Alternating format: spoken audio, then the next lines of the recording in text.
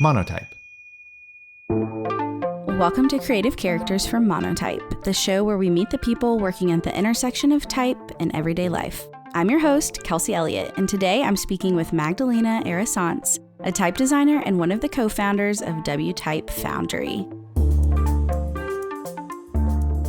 I met Magdalena at Monotype's first ever Foundry Business Summit in Amsterdam.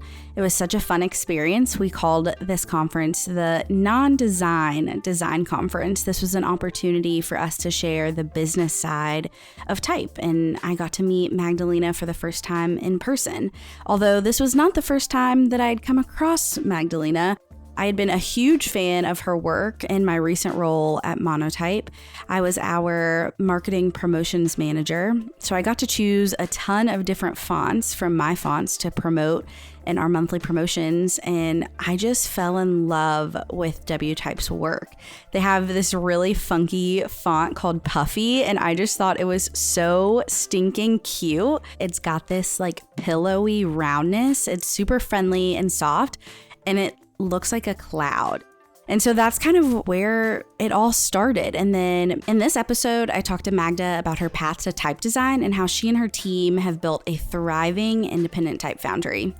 So believe it or not, Magda didn't set out to design type. She was actually studying advertising, and her friend had this crazy idea that they should just take a typography class together. And she said, sure, why not? And went into the class with no expectations.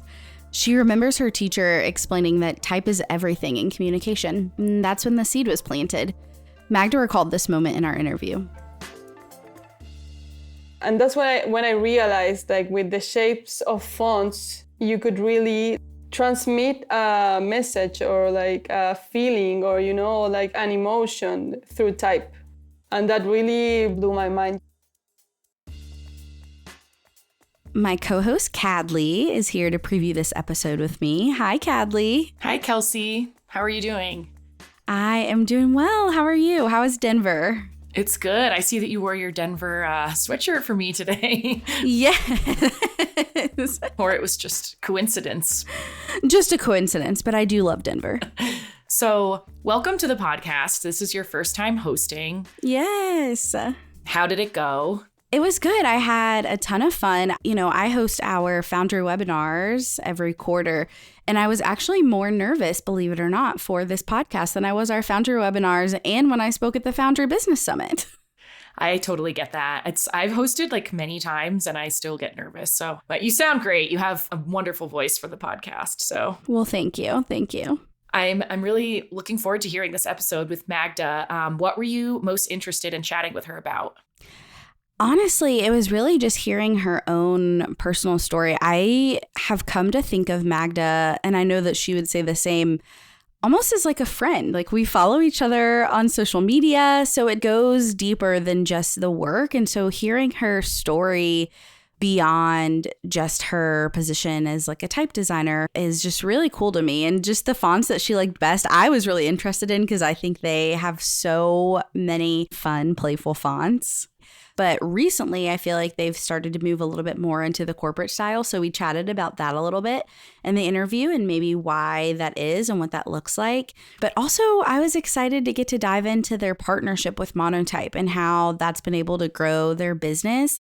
And her team have recently become premier partners, which is so exciting. And so just understanding the process and what that looks like over the years. But really, more than that, Cadley, being able to use them as an example and a case study, if you will, for other Foundry partners of, hey, if you put in the work and not just the design work, but like I said, she was engaging with us and she came to the business summit and she had questions and she was going to the fireside chats. Like, if you're willing to do those things, then you could also become our next premier partner.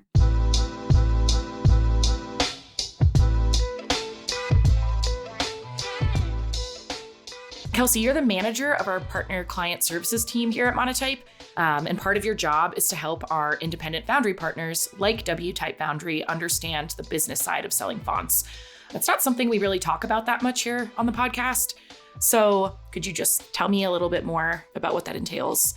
Yeah, for sure. So this is a newer role to me. In my most recent role, I was our senior Foundry Relations Manager. So really building relationships with our partners. But in general, our Monotype Foundry program was created to help our individual foundries just reach a broader audience and grow their business while allowing them to preserve their creative freedom. Because that's what we want. We want them to be able to do the work and we handle the business. And so by them joining the Foundry program, it really gives them access to their designs on my fonts and Monotype fonts and more visibility so that they can keep doing what they love, but also make money for doing what they love. Love it. Thank you, Kelci. With that, I will turn it over to you and Magda for today's episode.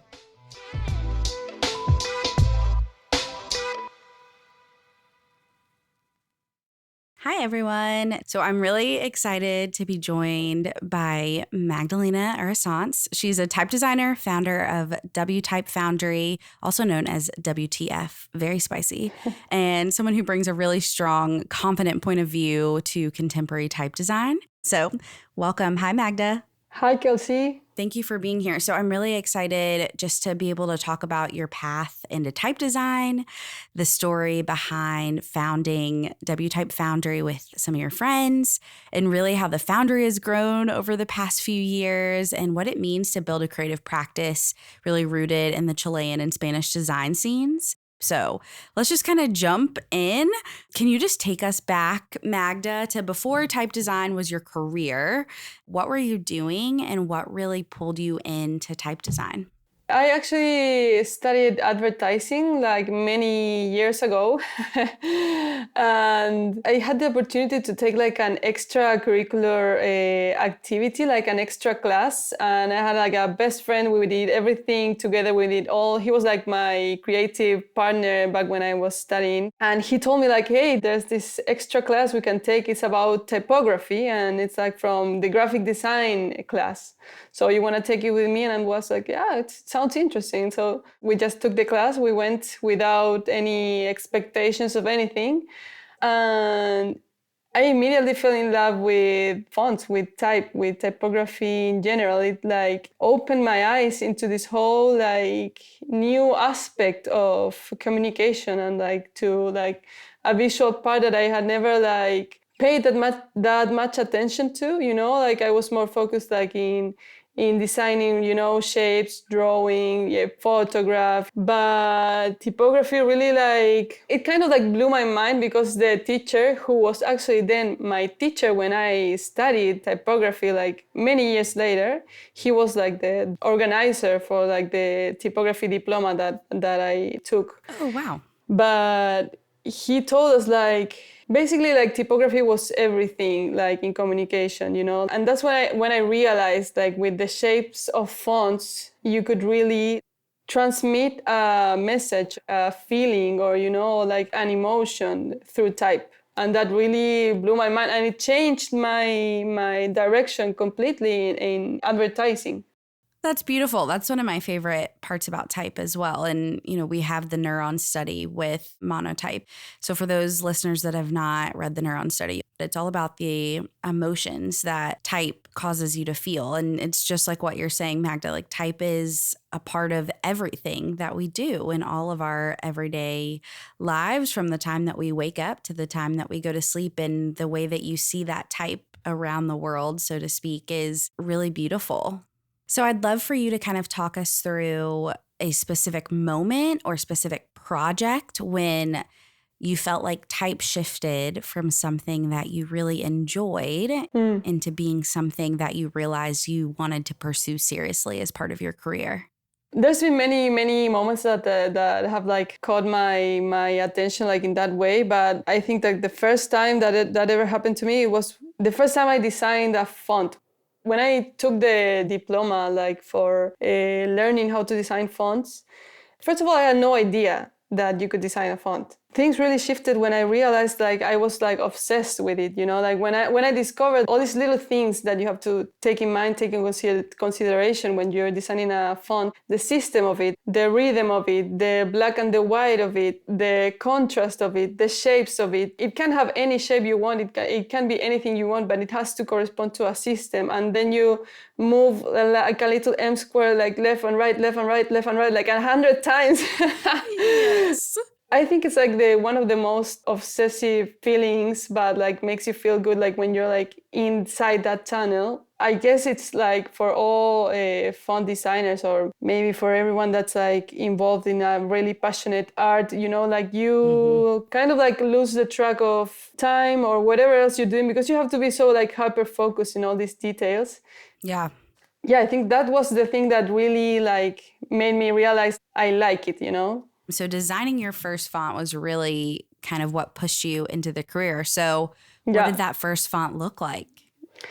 I want to say it looked like very like not the traditional first font everyone designs, because I always wanted to go like the other way. So I thought like, okay, I'm going to do something that's hard, you know. I don't want to make like an easy font, you know. So I was designing whatever. I said I want all the endings to be curved. I want all the endings to end in a spike. Also, I want to make it like reverse contrast. And teachers were like, yeah, okay, that's a bit harder because it's usually like not the most common way to do it, but it's doable. Like, and they gave me some references. Also, I wasn't going to design a serif font because I'm impatient, so I wanted to do something that was different, that was that was funny, but at the same time, I didn't want to do like the most academic one, which is, of course, serif. So yeah, it ended up looking like a very quirky font. It's called Carreton, and it was inspired by some paintings of. There's this like I don't know how you say when they pull with a horse these carretas, but I don't know how to say it in English. The carriage? Yeah, exactly. Thank you. Like these horse carriages that they usually use out like in the country parts or countryside or stuff like that. And they paint them with these like very folk style paintings. You know, it's like little ornaments.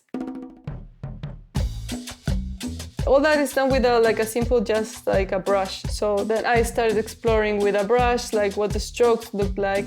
Eventually it evolved into this typeface.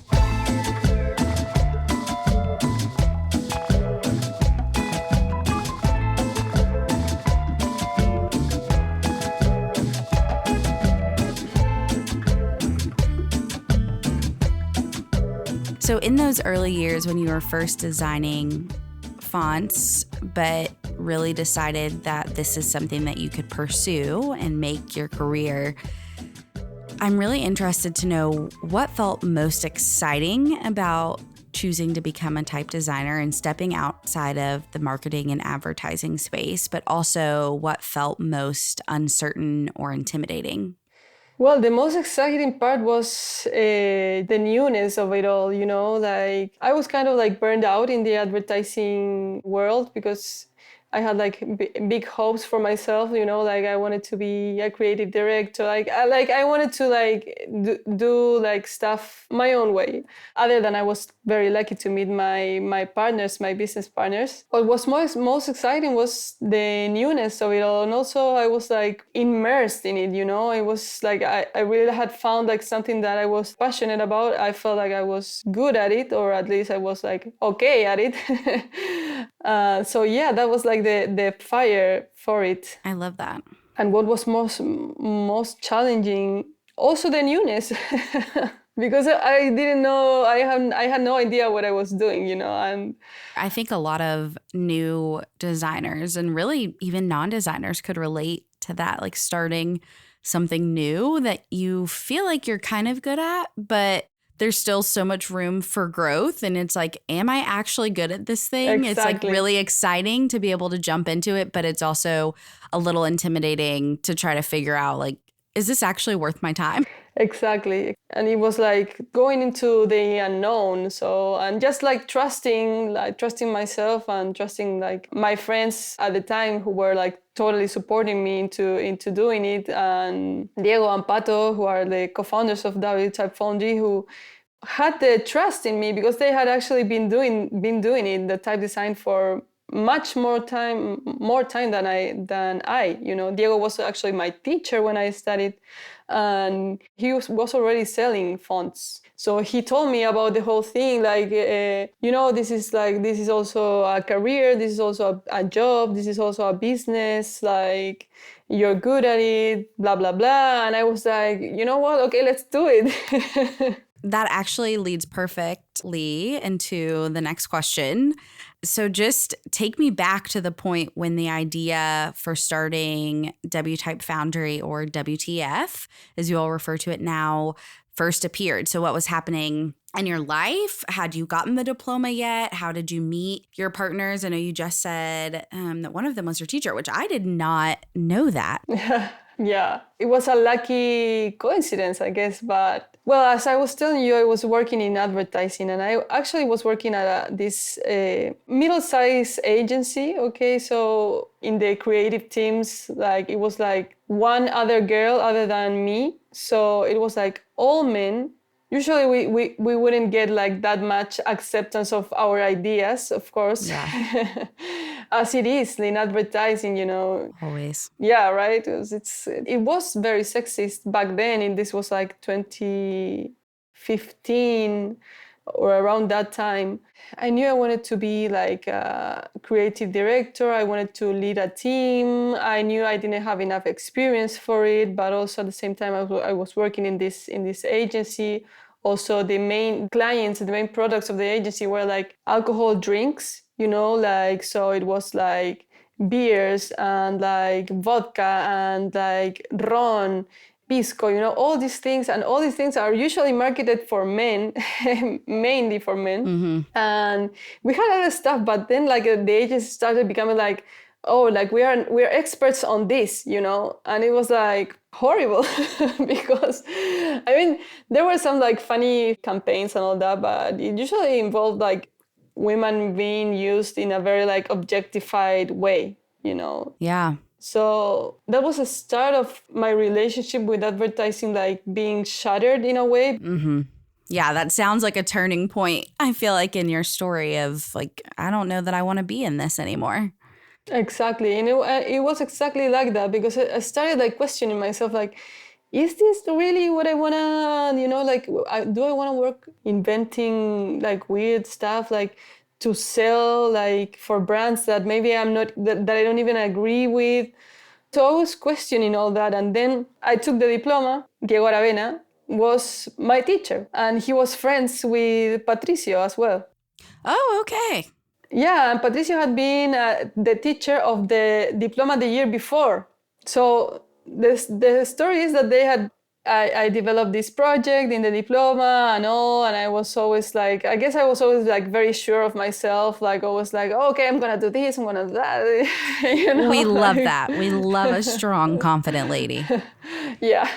So by the end of it, like the manager of the diploma like said like, Mm-hmm. oh, okay, I think Bana is like really, really good at this. And like, Diego, you should consider her to like join your team, And so Diego said like, okay, yeah, apparently, I don't know, we were hanging out. And that's when Diego invited me and Pato to join. And so I said like, 100%, let's do it. I was like super excited to change careers and like to expand in this thing that I had just like discovered, And we decided, okay, if we're gonna like reform the group, let's change the name. And instead of being like Without Foundry, we decided to make it W Type Foundry. So the W comes from without. Keeping the same roots, but just switching it up a little bit. Exactly. Chile is very small, and Santiago is like even smaller. So like the circle of people that were type designers, it was like super, super small. That's super helpful context to know, like, if you're in this circle, there's only like a small number of people who are also in this circle. And so we all are kind of doing the same thing. Exactly. And I started to get to know everyone, and then I realized, okay, it's like a small thing. So I graduated in 2016, and immediately we started working together. I remember there used to be like this big like factory, like empty space with tables, and we would get together there. And yeah, kind of like a co-working space. yeah, but it was free. It was like Oh, that's nice. yeah, it was like an open space, like community space. And we would get together like 4 days a week just to work in our designs, like print it, check it, reprint, edit, reprint, scratch things, like all the things, all the things that you do. We started selling a few fonts. Diego already had been selling some fonts also. He had published a few fonts with Latino type. And then in 2017, we like formalized the business. We went to like the notary and did all the paperwork and all the things. And then we just went out and celebrated like, okay, like it's the real thing now. Like we are business partners, like legally.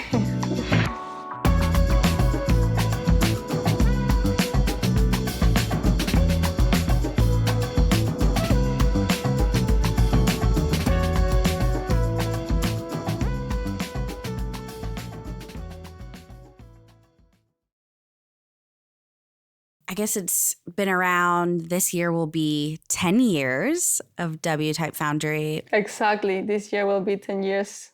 Which is so exciting. Can you just kind of walk us through the past 10 years of W Type Foundry and what that means to you? Yeah.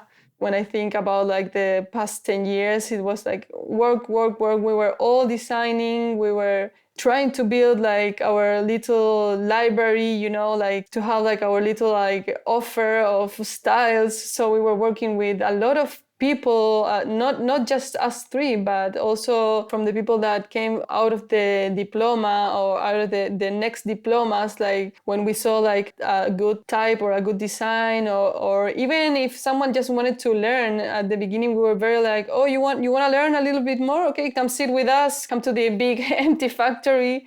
We're working there every day from this time to this time. Bring us your project. And we were guiding lots of projects and ended up like publishing many fonts from other designers, from collaborators. Mm-hmm. And that helped us a lot in the beginning to like grow a little bit like our library, because it wasn't enough just us. And yeah, so that's what we did at the beginning. And then as it started to get like a bit more complicated and a bit more like there were more fonts, there were a bit more designers, and the other kind of work started to catch up with us, as it always does. Exactly.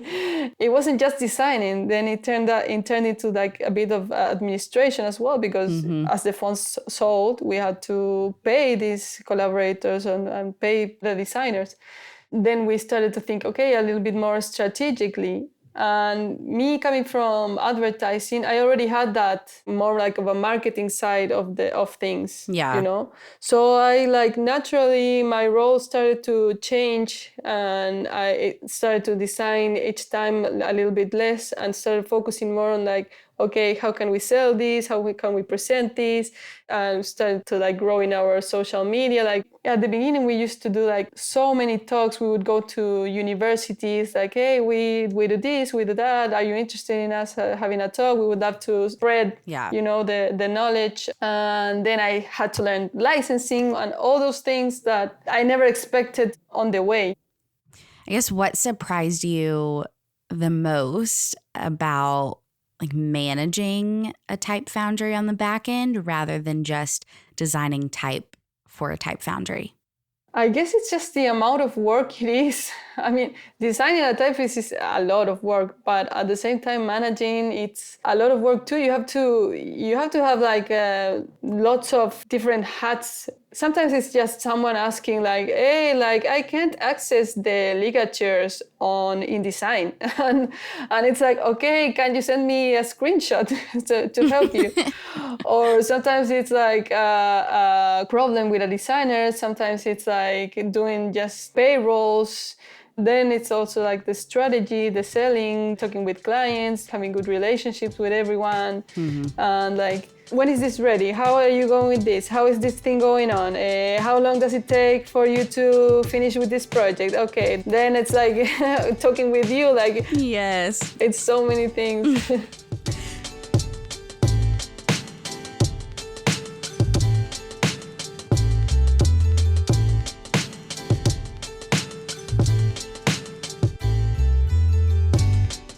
What is your favorite font in the WTF catalog? My favorite right now, because it's been like a font with which I feel like I've learned a lot. The latest one that we published, it's WTF Forma. We did it like as a team. Like we said, like, okay, we've always been like working for like retail and with collaborators publishing different projects and stuff like that. But this time we said like, okay, no, let's look for something that the market might be a little bit like missing. We started like conceptualizing, talking about ideas, and it was like this whole process.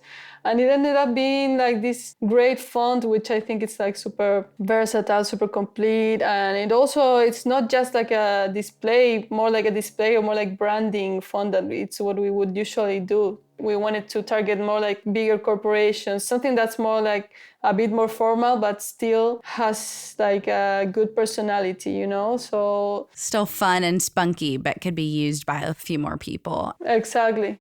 That was on the bestsellers list on my fonts, wasn't it? Was it not? I don't know if it was on the bestseller. I don't think it got to the bestsellers. I think it got to the number 1 of the hot new fonts. Hot new fonts, yes. Yeah. There we go. Yeah. On the other hand, I have one of my favorites is Herokit, designed by Gaspar Munoz. It's also like super versatile, and that has been in the bestsellers list. So it's like really dear to my heart. But then I have like so many others that are just like silly fonts that are my favorites, you know? If you tell me like in really versatile, like useful font, I would say like Armin Grotesque, Herokit, WTF Forma. These are like the top 3 definitely. But if you ask me like for personality, it's Puffy, it's Neo Geo, it's Human Max, which is like a totally crazy font, but I love it. I love Senzo Flare. I think it is so fun. And like the sass from the R, Yeah. I just love it. I think it's so cute. Obviously, it's not the most like functional or practical if we're, talking like corporate. Yeah. But I just think it is so stinking fun. And then I love Friends.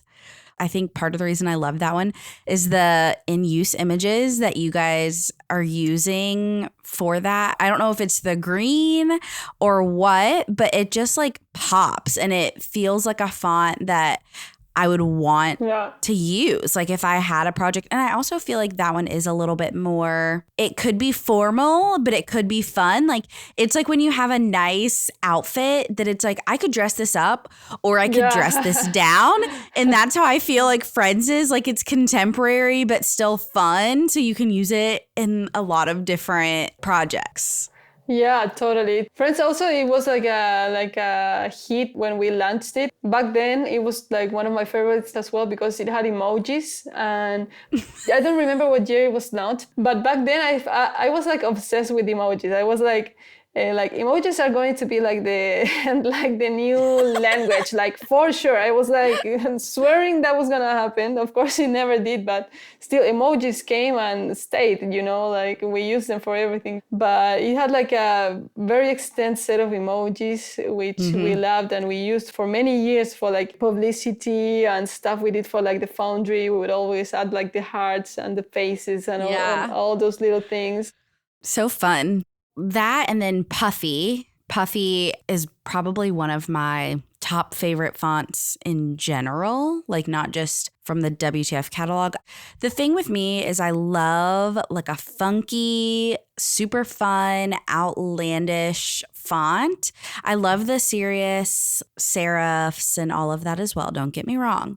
But I think that the fun like display fonts, I don't know, they're just so fun. I love seeing them on posters or like advertisements and things like that. And I feel like Puffy would just make the perfect little sticker to put on my Kindle or my water bottle. Exactly. That's exactly what it was made for. Puffy was actually, I think it was like for when Gaspar did the diploma, he did it on another university, but it was like his diploma project, I think. And then he refined it and published it with us. For years also, it was one of my favorites, and we used it in so many communication things for WTF. And there's just something about like the funny fonts. You gotta love them, the funny fonts. It's okay. Of course, we need corporative fonts and, like more formal fonts, of course. But there's nothing like a little funny, quirky font you can use for whatever, And Puffy has been used in like many weird things like that. They used it like for like a marijuana like store in LA. I'm putting in my request to you and Diego for a W Type Foundry sticker with the Puffy font. Oh, we have one. That's my request, that we need some stickers set in the Puffy family so that I can put them on a water bottle or my computer. Yeah, I'll have stickers. I'll make stickers. Don't worry about it.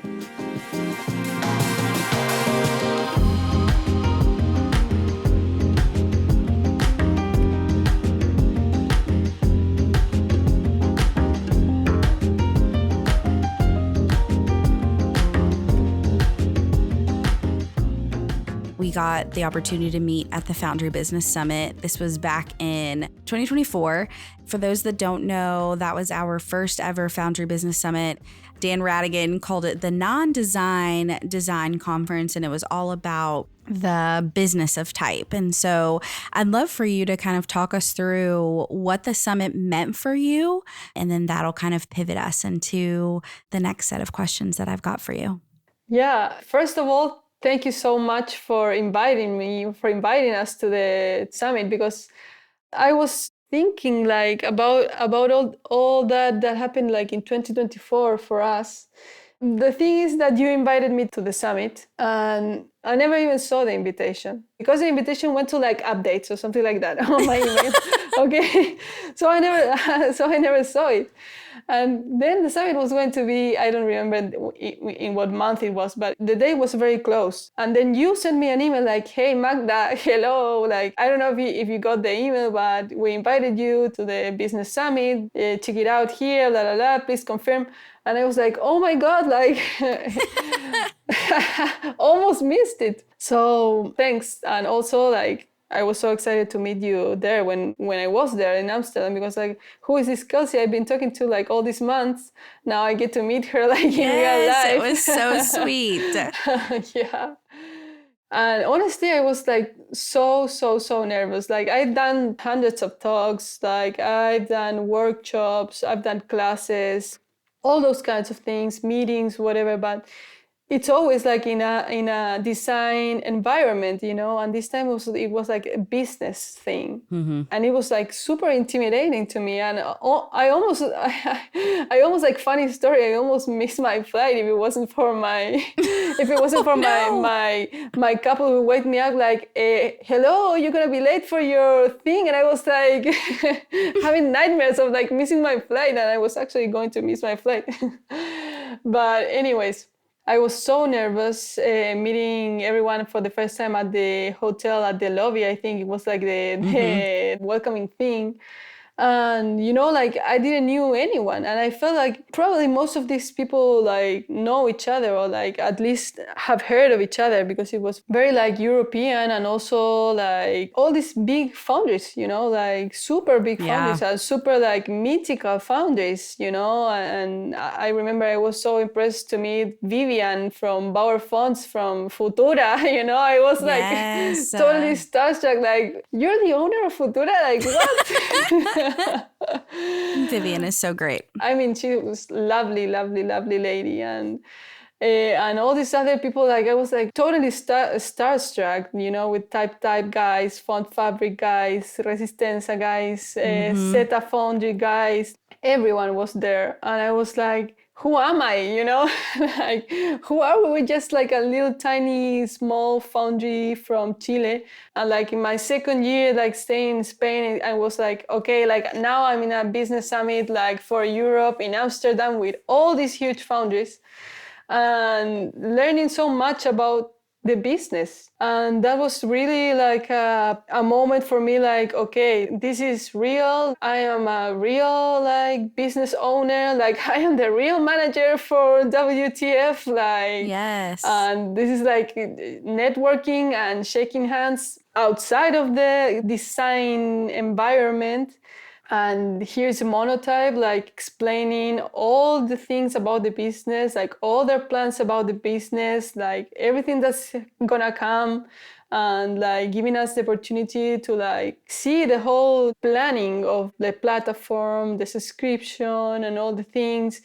And at the beginning, the mood was kind of like everyone was like, what is real Monotype's intentions, like what's going on with the business.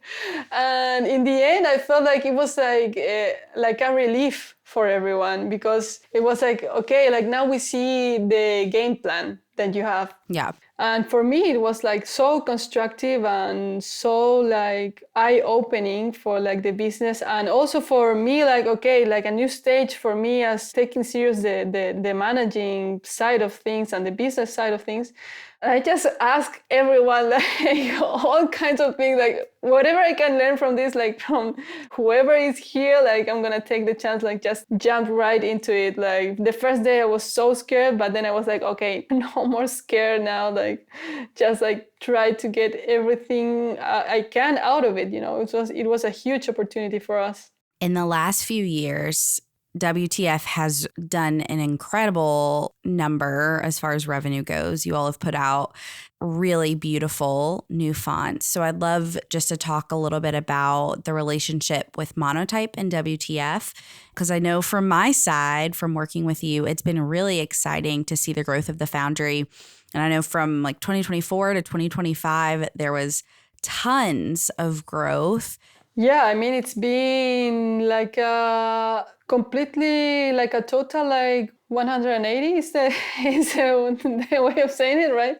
I always mess that up. I'm like, is it a catch 22, a 180, a 360? But it's been like a complete like turnover of things for us. Like it's opened so many doors and really changed our business. It's helped us grow. Like in a year, we grew like a lot, as you said, like thanks to the closer collaboration with Monotype. It changed our business because first the summit, then I went to London because we wanted to be premiere. So we had like a few steps before we could be premiere, but I was like so set in us to the being premiere, like we need to be a premiere foundry. So then I went to London, then there I met Candice, then I missed you like for a few days. I think you had been like in London like the same week. Mm-hmm. Had just missed you. So disappointing. Yeah, and at the same time there was this like event for Monotype, so I went also. Then I spoke to some other people, like just mingled around. Just like, okay, this is a business summit, like a small version, but I need to get something out of it. Eventually, we managed to get the premier foundry like position thanks to like a few bestsellers and other things. The collaboration has been what's helped us grow, the access to more marketing, the access to better communication, the reach of Monotype.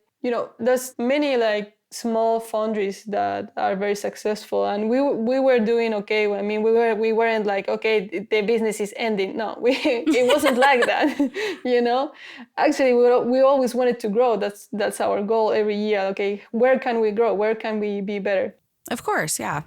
And that year we had the opportunity to grow holding the hand of Monotype. It worked great for us. And I'm super happy. We are happy with the collaboration with Monotype because it's just the reach that you guys have at Monotype and the catalogs and the quality of the fonts. And after the whole thing changed from my fonts to the subscription. Mm-hmm. it really ended up being a better thing. Like thanks to the summit, I think everyone like understood the business, the idea behind all of it. And yeah, I agreed with the idea. I think the subscription, it's a good thing. I think a huge part of the success too that should definitely be mentioned is how you all really started to engage with Monotype as a business, how you really were like head down, trying to take all of the notes, trying to talk to whoever you could, whether it was anybody from the founder relations team or the business side or legal. I think that's important to know for other foundries who might be listening, because that does play a huge role in it. I think there's tons of founders that have beautiful fonts that haven't been in the same place that WTF is right now. Yeah.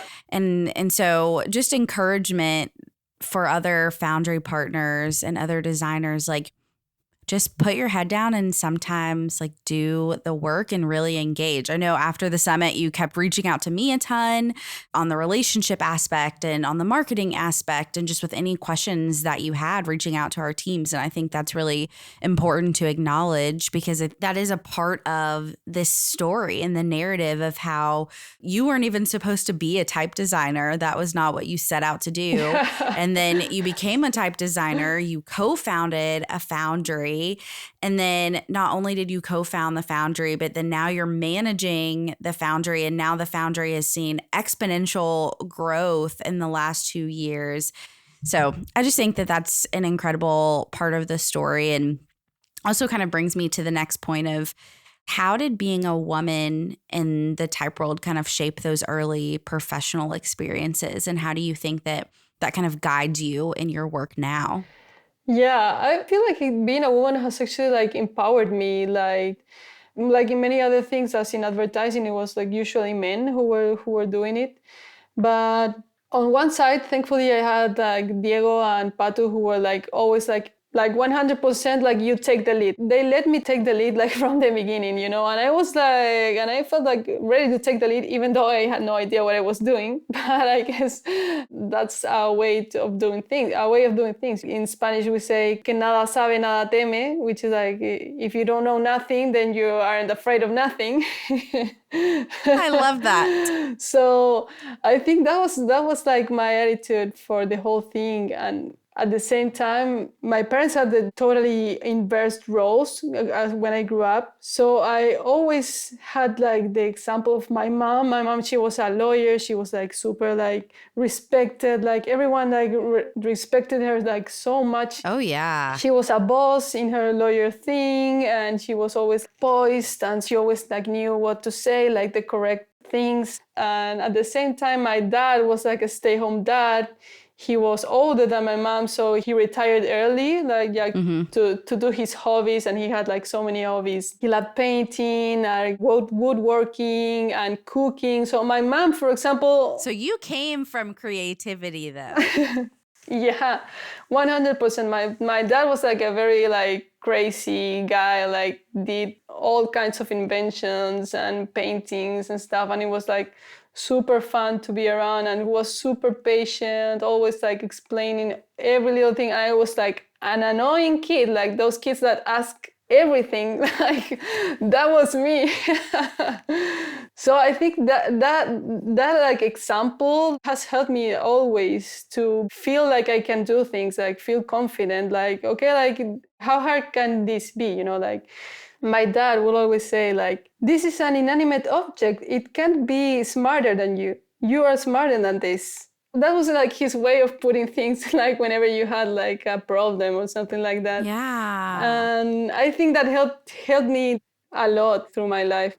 I love that you didn't lack confidence, but also that you didn't lack permission. It sounds like from your team, from Pato and Diego, but really even from a young age, like from your parents, they allowed you to take up space. Like, I don't know if you all have that phrase, but in the States, there's a lot of talk about like taking up space. Like you are allowed to take up space and your voice matters. And I think it's incredible to hear that you just had such a awesome support system from a young age to learn to take up space.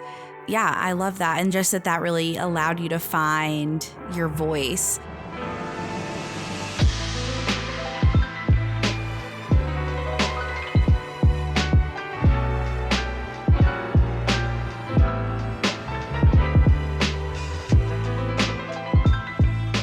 Can you kind of talk a little bit more about your Chilean roots and how like that has shaped your work in ways that maybe you didn't even realize at the time?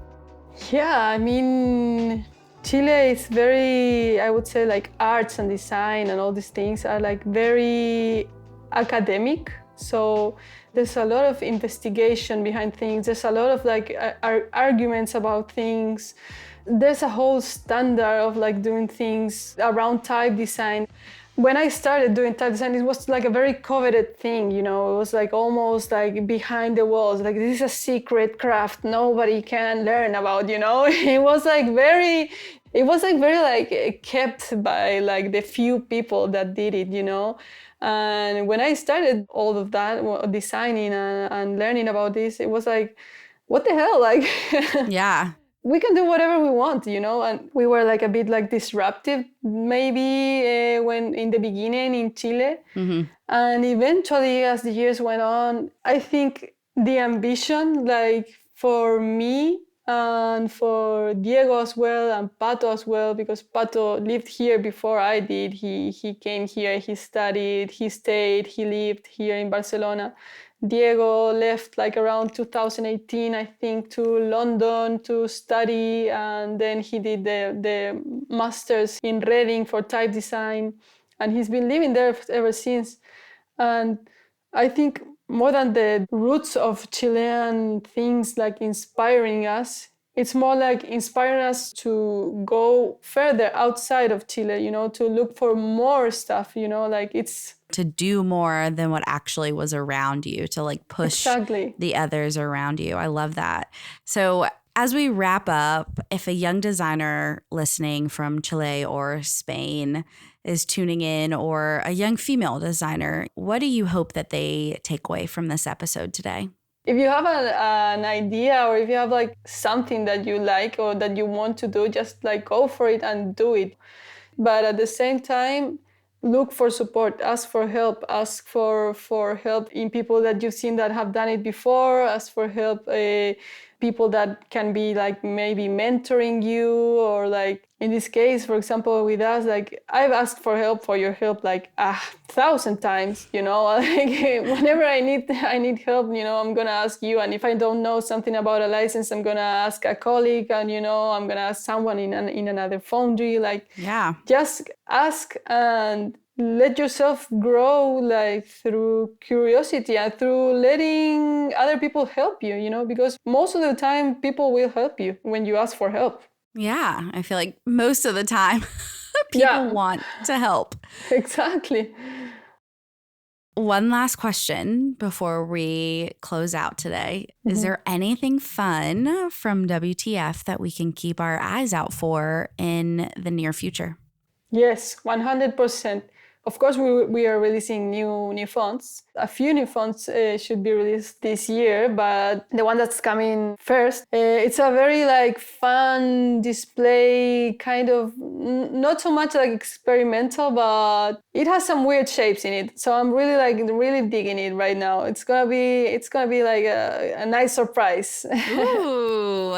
I think we're going to be giving a new workshop. It's for our collab type workshop, which is a workshop we've been doing for many years. And we've done it in many places. We've done it here in Spain, in Portugal, in the US, in Chile, of course. And I'm hoping we're going to be able to do it again this year somewhere in Europe. I'm not sure where yet. But we really want to get back into the workshop and the teaching things. Yeah. That has been a very like important part for us in WTF. And this year we really want to like focus a little bit more on that.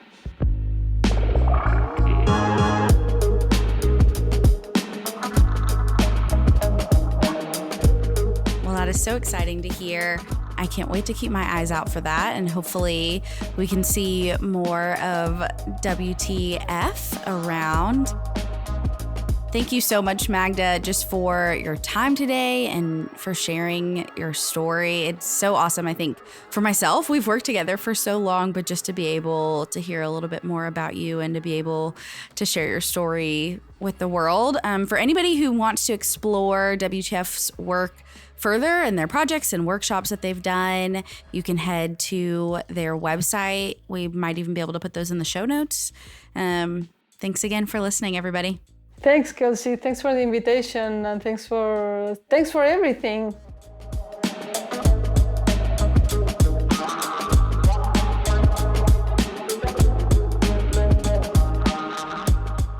To check out work from Magda and WTF, head to wtypefoundry.com, myfonts.com, or follow them on Instagram at W Type Foundry. Thanks for listening. If you like our show, please subscribe, rate us, and share us with a friend.